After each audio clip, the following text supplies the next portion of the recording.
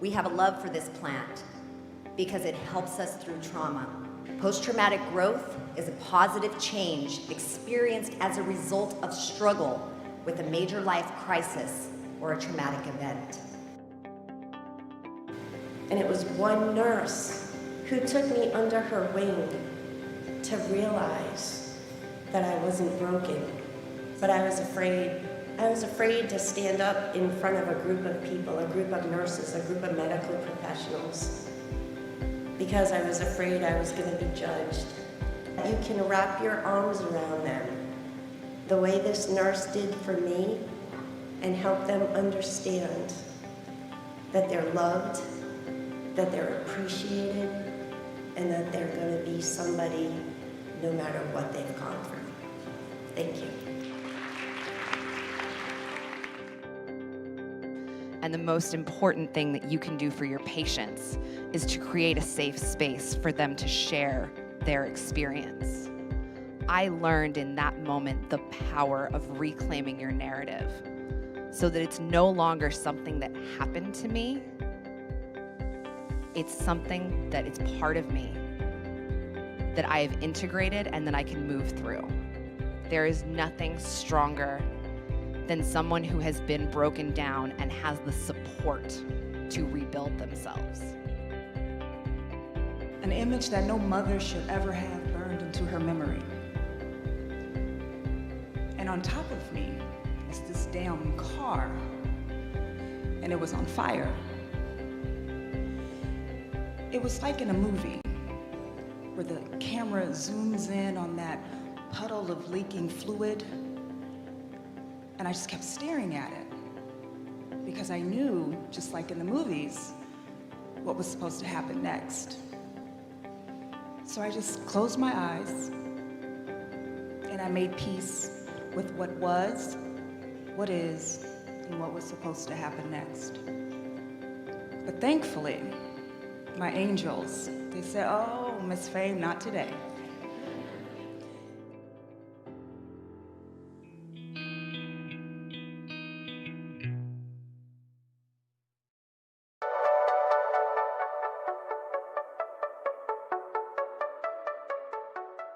We hear a lot about post-traumatic stress disorder, and I was diagnosed with post-traumatic stress disorder in about the year 2000.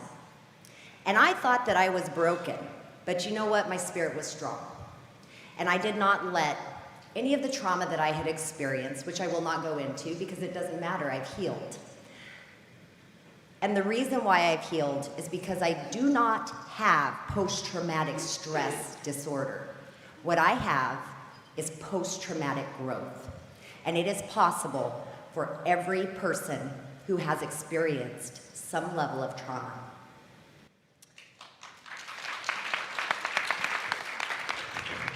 Now this picture right here is very meaningful to me, and if you've ever heard me speak or seen any of my presentations, it's probably likely that this picture will come up. And the reason that it is so important is because the plant that is being grown there was grown by a patient who was 9 months pregnant when she was hit head-on by a drunk driver. It left her debilitated in many ways. Her child did survive, very luckily. But it left her with seizures, chronic pain, neuropathy, and a slew of pharmaceutical medications that she was on. She came to me as a cannabis patient after she had received her card, and I had the beautiful and wonderful opportunity of watching her go from post-traumatic stress to post-traumatic growth. The photo itself was taken by another patient who had been in a terrible accident, and he was a photographer, but because of the accident, it had decreased his ability to do his hobby and his craft, and he was in so much pain that he was addicted to opioids.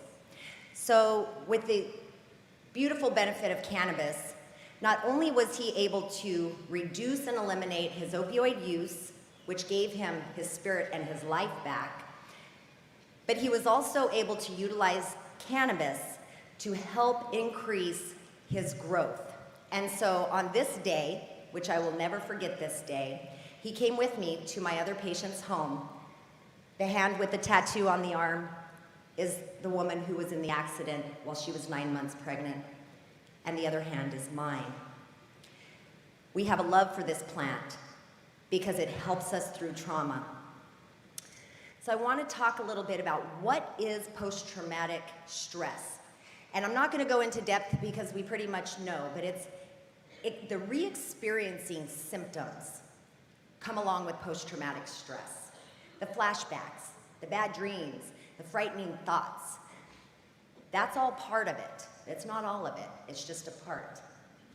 The avoidance symptoms, isolating, emotionally numb, guilt, depression, loss of interest in your hobbies and things that you once enjoyed, difficulty remembering, also hyperarousal symptoms. I've worked with a lot of veterans, and this is a big one for them because they typically do not like to be in big crowds, and when they are, you'll find them with their back to a wall where they can watch the whole crowd.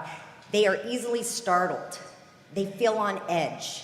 Social anxiety kicks in. They have difficulty sleeping. They can have anger outbursts. These are all parts of post-traumatic stress. But there is something called post-traumatic growth. I did not make this up. There is research and science around post-traumatic growth. Post-traumatic growth is a positive change experienced as a result of struggle with a major life crisis or a traumatic event. There is actually a post-traumatic growth index, a measurement tool called the PTGI that looks at 5 areas of post-traumatic growth: relating to others, new possibilities, personal strength, spiritual change, and appreciation for life.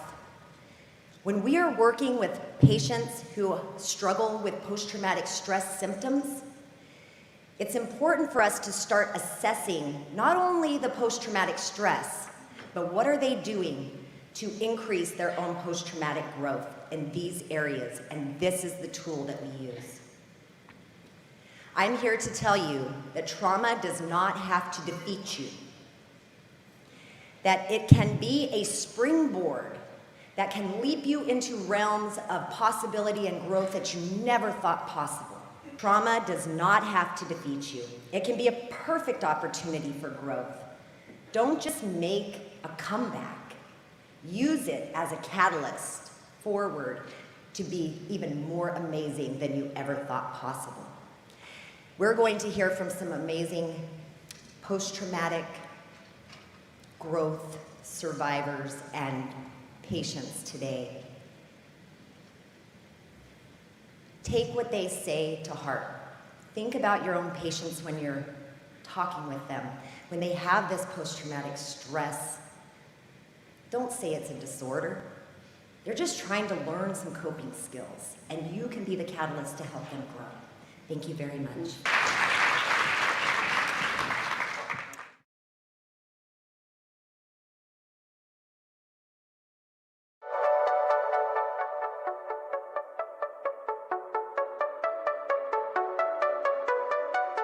So I've been perseverating about this for a long time. I'm a nurse, but today I want to speak to you from a patient perspective, and it's about spiritual growth. I grew up in a Catholic home. Spirit to me, I thought was God. But as nurses, we learn about cultural sensitivity and different issues that we have to take every year. And I had the honor of working with a nurse who took me on a journey about post-traumatic growth that I didn't even realize I was on. And that's where I found my spirit. I'm a 2-time breast cancer survivor. I started with cannabis in 2013. I had no idea that I would be up here today. I had no idea this plant would change my life. Finding my spirit, I had to look deep inside. Breast cancer found this plant for me, but my spirit was broken when I was 16 years old. 35 years ago, I tried to kill myself.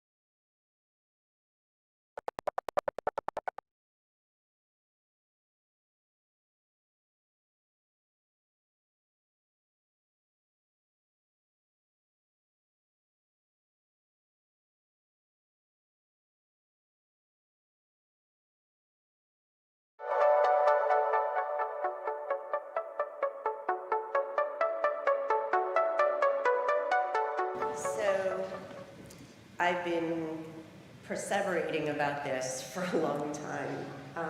I'm a nurse, but today I want to speak to you from a patient perspective, and it's about spiritual growth. I grew up in a Catholic home.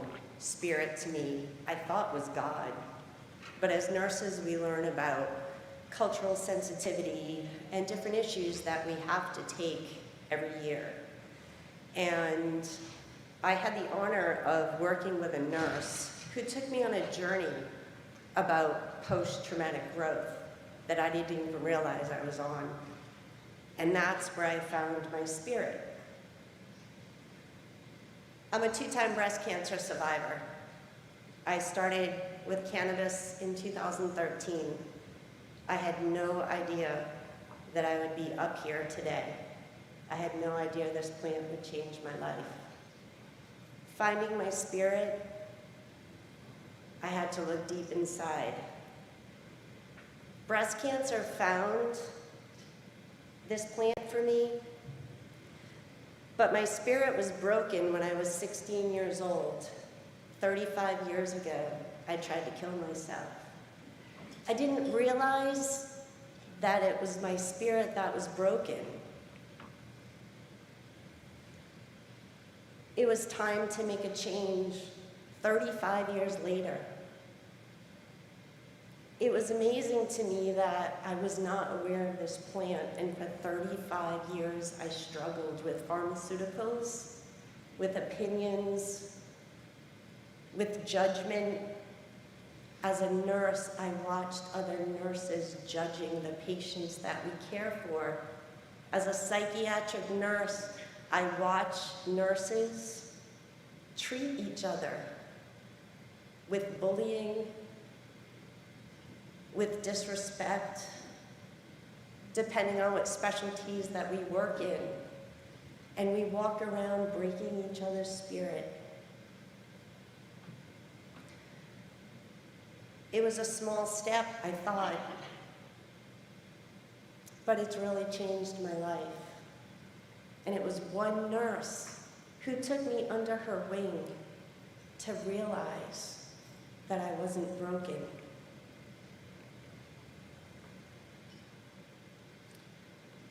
Pause and reflect. I've been reflecting for a very long time, but I was afraid. I was afraid to stand up in front of a group of people, a group of nurses, a group of medical professionals, because I was afraid I was going to be judged. But this plant gave me a sense of euphoria. I became high. It scared me, because the thing that we don't talk about is that that high from cannabis, when you get too much, causes paranoia, or has the potential to cause paranoia. In my life, dealing with depression and anxiety for so long in this broken spirit, that paranoia at certain times caused me to feel that it was time to try to take my life again because I didn't have a purpose. But then, working with this nurse, I started to understand about microdosing. I started to understand that feeling I got when I was 16 years old, I almost died. And that journey that I was on, which I think it was heaven, changed my life. And for all these years, I've been searching for that peace. Because I'll tell you, there is that fine line between life and death, just like that fine line between love and hate. And that journey that I took when I was 16 years old and I was almost in heaven and I felt such peace, that's why I've struggled, because life isn't very peaceful most of the time. But cannabis gave me that peace back. I embraced my second battle with breast cancer. I went over to the beach because the water is where I find my dad. That's my spirit.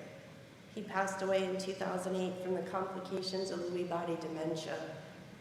God, I wish I knew about this plant, what it could have done for my father. So when I was sitting at the beach, listening to the waves, remembering our deep sea fishing journeys, I asked my dad, "Dad, why do I keep getting knocked down? What is it? Why do I have to keep going through this struggle?" And as I walked back to my apartment, I thought, maybe there's something I need to learn. Maybe there's somebody I need to touch. And I found out about cannabis. Appreciate the now. That's what the Spirit has taught me. Nurse Heather yesterday said the Spirit is about breath. It's about breathing. I also found that the Spirit is about love. The hardest thing I've ever had to do in my 50 years of living is learning how to love myself. Sounds so cliche. But cannabis has taught me it's okay to love who you are. It's okay to grow. It's okay to have gone through trauma as long as you understand about your spirit. And I hope that all of us here in this room can share from a nursing perspective and a patient perspective, that when you hear somebody talking and they sound broken, that you can wrap your arms around them the way this nurse did for me and help them understand that they're loved, that they're appreciated, and that they're going to be somebody no matter what they've gone through. Thank you.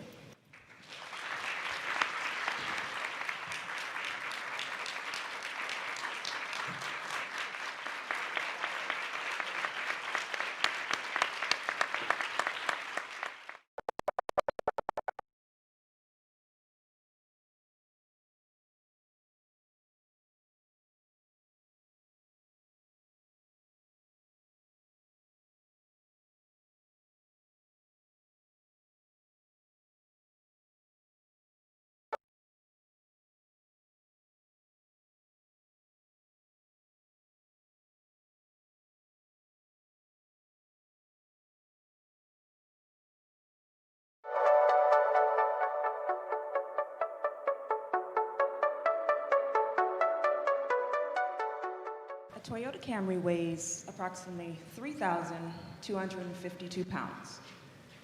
I know this firsthand because I was trapped underneath one. To the right of me was the dead body of my 15-year-old son. An image that no mother should ever have burned into her memory. And on top of me was this damn car, and it was on fire. It was like in a movie where the camera zooms in on that puddle of leaking fluid. And I just kept staring at it because I knew, just like in the movies, what was supposed to happen next. That car was going to explode, or that fire was going to continue to travel, and I was going to burn alive.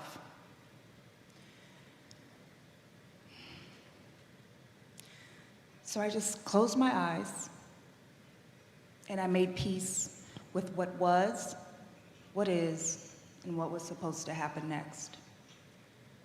And I can tell you that I had never felt so calm in all of my life.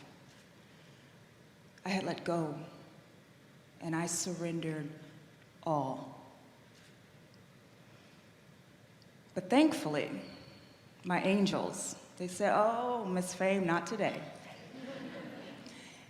And they sent the most incredible strangers to find me on the interstate, and they lifted the car up off of me, pulled me to safety, and put that fire out.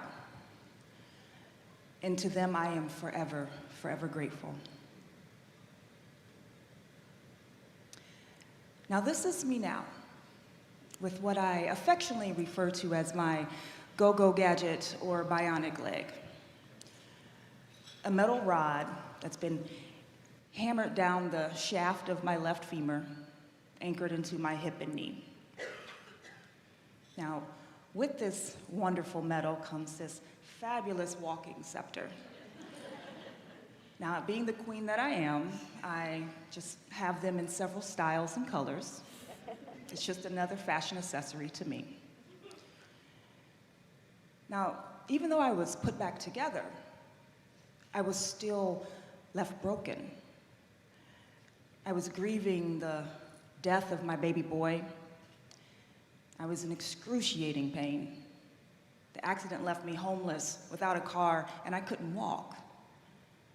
And y'all, the nightmares were so vivid and so intense that I honestly didn't know how I was going to make it through. But I had just enough left in me to pull it together so I could see what to do next.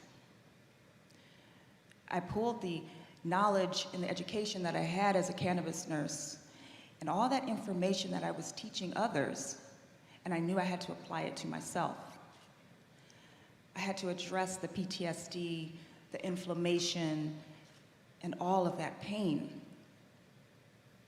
And I had learned that in 2015, research had shown that bones treated with CBD healed faster. Turns out the cannabinoid receptors trigger bone growth, and it strengthens the tissues that connect the broken bones. So a no-brainer for me, right? And I did what I needed to do. I live in Indiana, to get access to some full-spectrum oils and tinctures. Now, even though I was doing all of this, every week my physical therapy was stalling. My poor therapist, she was beside herself. She couldn't understand what was going on, but I knew. I knew that my body was still ravaged from decades of being chronically ill with autoimmune disorders and chronic inflammation.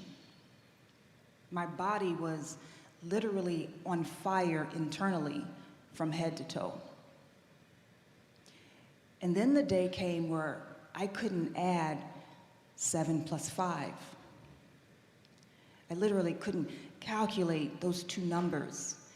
And I knew that had the accident not killed me, the inflammation was what was going to take me out.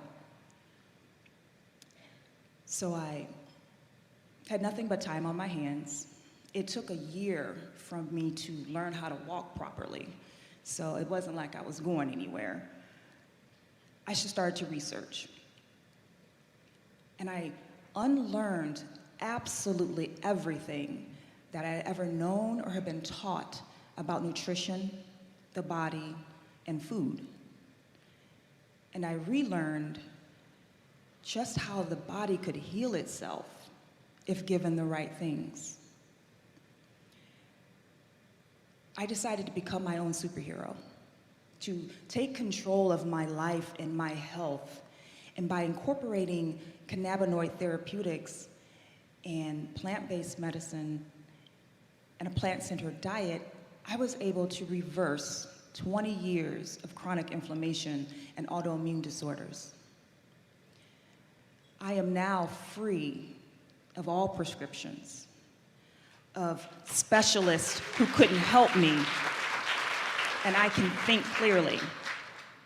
And it has become my mission and my intention to help anybody else who wants to treat themselves naturally and heal their bodies themselves. So I have just three quick nurturing tips to wellness.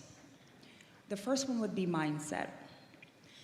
I encourage you to find a way to quiet your mind from all the chaos and the noise that's constantly circulating, be it through meditation or abdominal breathing, which signals and sends oxygen to your brain that then signals the body that everything is okay and to relax. And you can do that multiple times a day. The second would be nutrition. I would have you to consider eating a more plant-based diet full of vegetables and fruit that will then alkalize your interstitial fluids, which then helps to decrease the inflammation in your body. And last, microdose your cannabinoids. Now, we've all learned by now that our bodies require them. So if you're able, try to supplement every day with just a little bit and watch your health just blossom. Several years ago, I wore my Wonder Woman t-shirt to go skydiving. Now, I can't skydive anymore. You know, I am now part bionic woman, so those days are over for me. However, throughout all that horror and pain that I endured, I came out gaining the most incredible new superpower, and it's generating wellness. So I'm just wondering, when are you going to get your powers and come join me? Whoa.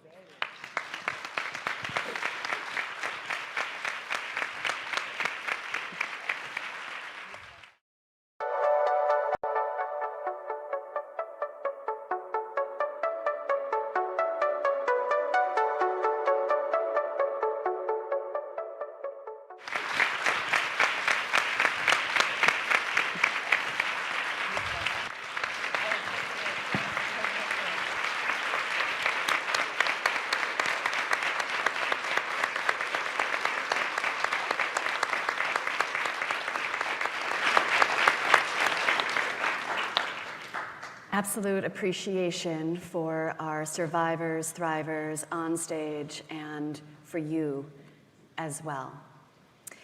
In a moment, we've got about 15 minutes for your questions. Thank you for stepping to the mic. Thank you for asking a super succinct question. Feel free to step on up, and we'd love to interact with you and deepen the learning with what post-traumatic growth can be like for your patients, for the people in your community. Yeah, you've got the first question. Hi, my name is Moya. I've been a registered nurse for Step a little bit closer to the mic. Thank you. 20 years, and I thought I had some knowledge in regards to cannabis, and yesterday I found out I don't, which is good. It's really good.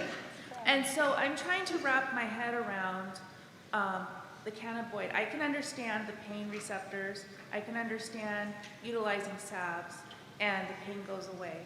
But I'm trying to incorporate it in how I'm going to practice when I talk to patients in regards to cognitive behavioral and the PTSD, depression, anxiety. I understand this flower is phenomenal. I'm probably going to become an active user myself. How do you incorporate, thank you. What I wanted to know is, how do you incorporate the cannabinoid with utilizing cognitive behavioral therapy peer support group, talk therapy. Is that a buffer that allows you to dilute the hard sensations of the talk and exposing yourself? So Moira's wondering how to interact with the other types of therapies that really promotes post-traumatic growth. Yes, but also the emotional aspect. Yep. At times, it's very hard for a patient to talk to you and expose themselves. Great, So thank you. I'm happy to take that one. And I will point out Nurse Marcy Cooper in the back over there. Raise your hand, Mars. Thank you. So Marcy is currently working with a group in Denver where they are providing cannabinoid-assisted therapy, where patients are able to actually use the medicine while they are being counseled and going through those processes. This same thing is happening in Washington State. So what we are seeing is this increase of awareness regarding cannabinoids and how utilizing it during therapy, there's research on this that you can look up, how utilizing cannabis during therapy benefits and increases the effectiveness of that therapy. So it is currently happening, and I would encourage you to go and research that a little further. It's a fascinating area of psychology. Thank you. I wanted just to say thank you for stepping up and speaking your words. I think I can speak for everyone. As females, we've all had some form of traumas just because of our birthright, and so I'm very impressed. Thank you. You're welcome. Can I add to that? Of course. I'd like to add to that as a patient. Using cannabis for therapy has really helped me in the whole journey that I've been on, because it helped me open up the perception of my life experiences. That's very important. And what I tell people now that are going through this process is that with post-traumatic growth, you have a trigger. You have to understand what that trigger is. When you find that trigger, cannabis allows you to feel the emotion that that trigger represents. Then you take it one step farther and you try to understand the first time you felt that emotion that's being triggered. In my case, that emotion led me all the way back to my childhood, which I didn't even understand was where it started, previous to what happened to me when I was 16 years old. The nurse that helped me on this journey gave me tools for me to understand that, and it's the cannabis through the microdosing in which you have to allow your patient to figure out their own dosing that's going to be most beneficial to them, and that's what's so powerful about this plant. Yeah. Your question, and we've got time for more questions, so come on up. Thank you for being so raw and authentic, and I appreciate where you all are. And I have a clinical hypnosis practice in Austin, Texas, which is a state that does not support access to THC, and many of the patients, clients that I work with have experienced Ashley and share for the very first time. So I'm excited to hear that it's possible to use cannabis in the therapy approach. Is there another approach I need to consider? CBD, if THC is not an option for my clients with PTSD, can you give me some feedback on what to recommend? The question's about, as a practitioner that's not currently in a medicinal state, what are some other options to support this post-traumatic growth? CBD is showing to be very beneficial for mental health conditions without the potential of the anxiety or the paranoia that can potentially come to a PTSD patient through THC. Not all patients will experience paranoia with THC, but some do. And you do see that in post-traumatic stress.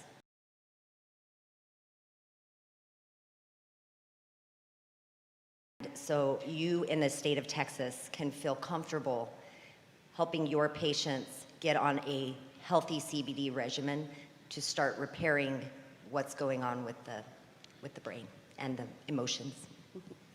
And I just want to echo that, both actually as a certified hypnotist who has used CBD in my hypnosis practice. It's really powerful.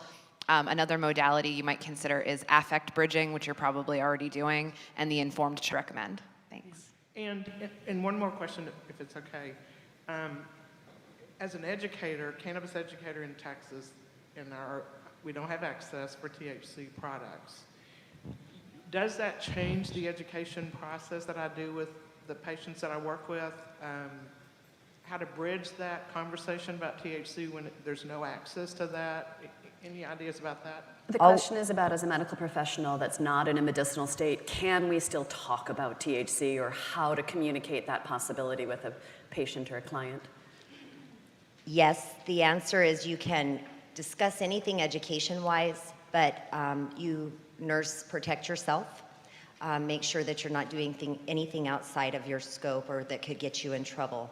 I had one other thought I was going to say. Oh, just like Gina Lucero was saying earlier about cacao, acupuncture, massage, our goal as nurses, it is not to get our patients high. It's to get our patients well. We are learning through science that there are multiple ways to support and enrich the endocannabinoid system without the use of cannabinoids. So for your patients, I would say encourage acupuncture, encourage massage, encourage yoga, movement, things that will help your patients feel better and get their own bodies. I talked about it yesterday, that post-traumatic stress disorder, that they've shown that there is a reduction of anandamide production. And so what we're trying to do is support the system and get it boosted back up so that it can produce the endocannabinoids that we need. It's not so much about supplementing as much as it is supporting and caring and feeding our own endocannabinoid systems and helping our patients do the same. What are your other questions? Yes, come on up. Hi, I'm Jamie. I'm a registered nurse down in Florida, and I've been just recently practicing cannabis medicine. I'm Jamie, hi. And I want to say, first of all, as a survivor and now thriver myself, this is amazing, because as nurses, not only do we experience some tough stuff personally and as healers and women, and I'm super anxious right now, my heart is big pounding, but I can ground myself. But in what we see, I do hospice, I see a lot of, I'm gonna cry, look at this. I see a lot of stuff. And often I carry it with me. And I do have a passion. I worked in psychiatric nursing as well, especially with women, and I saw children who could benefit from this plant so much, and I had no power in that. What I'm asking of you ladies today, how are you getting this information to women specifically, maybe that are struggling with traumatic, post-traumatic stress, that want to move on to post-traumatic growth, like support groups or giving speeches. Like, how are you? I would love to be able to integrate more. How are you ladies doing it to go and bring your own strength and hope to others? So the question is, what are the ladies up here doing to invite people to this new possibility of growth after trauma? And maybe even what can we do more of in the future? So I've been educating on this for about 11 years now, and I've done it in a variety of settings, from going to colleges, because we know that college students are at the greatest risk of sexual trauma, to social media. As much as social media can be a weapon, and we've seen it weaponized over and over again, it can also be such a powerful tool to reach people.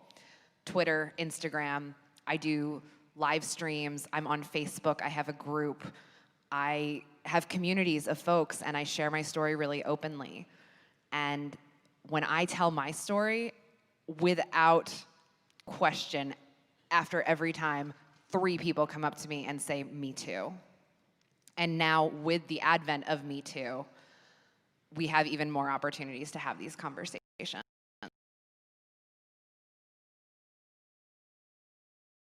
Vicarious trauma is a thing.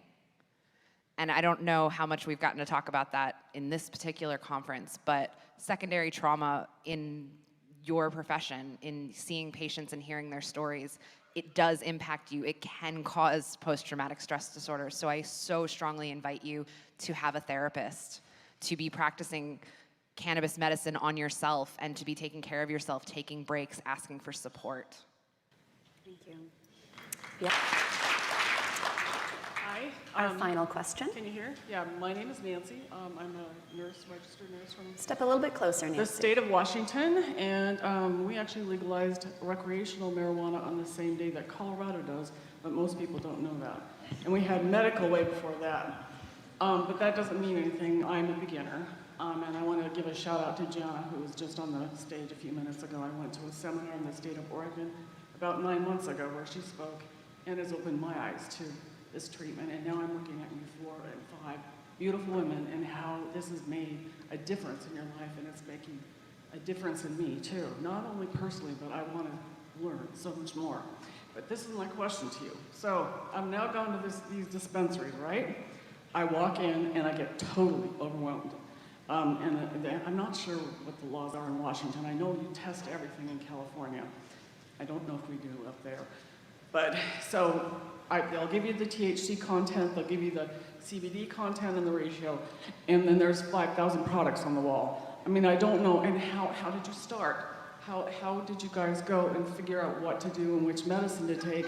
And what should I do? I think I need a nurse cannabis educator in my life. And how We do all I find do. one?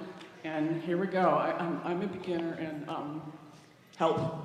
Yeah, the question's about walking into a dispensary and feeling completely overwhelmed because there's so many choices, so many products, and lab results are required to show THC and CBD. Some may also show the terpene profile or lesser known cannabinoids. I didn't know what that was until Where do you yesterday. start? Sure, where do you start? I would say that you are in the perfect place to start networking with people that can help you with that question. Yeah, absolutely. There are a lot of products out there. All products are not created equal. And recommendations and trial and error are part of the cannabis experience. As nurses, we need to know which products are good and which products are inferior. And so the way that we do that is by trying these products, speaking with patients, speaking with other nurses that are working with the products, making sure that the products we are recommending to patients or that we are using for ourselves are the highest quality products out there, because there is a lot of inferior product on the market. So you're going to be here for another couple of days. I would say chat with people, ask about products, and really get specific. But it is very individualized. We cannot say there is no protocol for this is for cancer, this is for PTSD. There really is not a protocol, because every individual, their endocannabinoid system is at a different level. They need something a little different. They're going to respond a little differently. So it is a trial and error experience, and enjoy it. It's fun to see what works for you and to follow patients and see what works for them as well. More homework. Oh my. You're using the lube for your homework. You're using the product. Enjoyable conference indeed. Each of our speakers is going to do their final thoughts, and we know you've got more questions. Our speakers are available at break to communicate with you as well. We'll start with you, Neek. Well, I guess I'd just like to end it with nursing has taught me how to treat, but cannabis has taught me how to heal.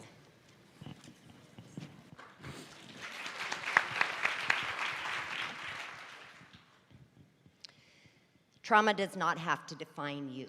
It does not have to define your patients.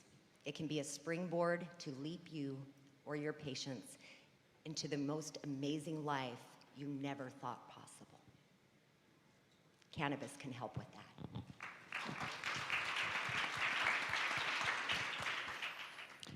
Shame thrives in silence and in darkness. We have the opportunity through conversations to bring it into the light and begin the healing.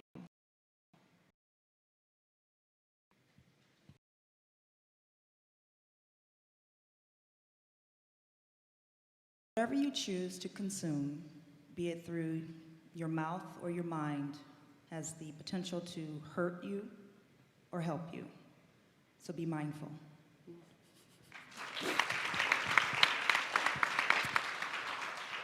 Please help me in thanking these warriors for their courage, their vulnerability, and their wisdom sharing.